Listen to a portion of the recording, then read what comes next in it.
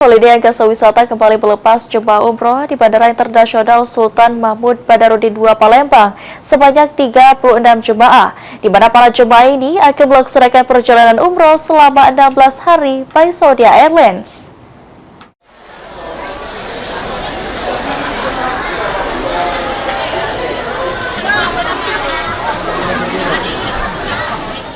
Holiday Angkasa Wisata kembali melepas 36 jemaah umroh Arba'in di Bandara Sultan Mahmud Badarudin II Palembang Kamis pagi hari. Para jemaah ini akan melaksanakan perjalanan umroh selama 16 hari by Saudi Airlines.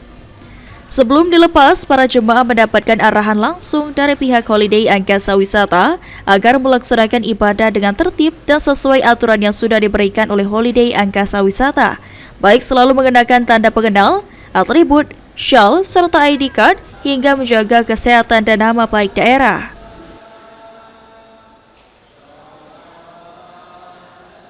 Alhamdulillah pada pagi hari ini, tepatnya pada tanggal 2 Oktober 2025, kami melepaskan sebanyak 1 bus jemaah atau berjumlah lebih kurang 36 jemaah yang akan diberangkatkan dengan paket Saudi Airlines 16 hari.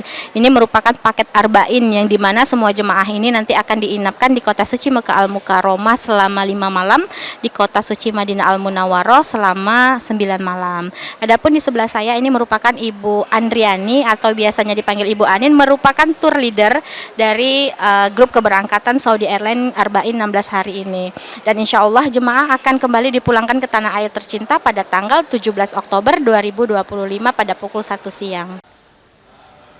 Holiday Angkasa Wisata tidak hanya melaksanakan umroh charter 1 pesawat, tetapi juga melaksanakan perjalanan umroh setiap pekan. Jadi, bagi masyarakat yang ingin berangkat dapat memilih jadwalnya sendiri.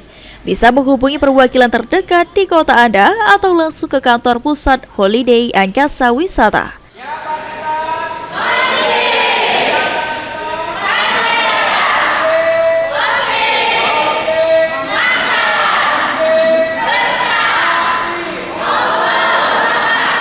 Tim Liputan PAL TV.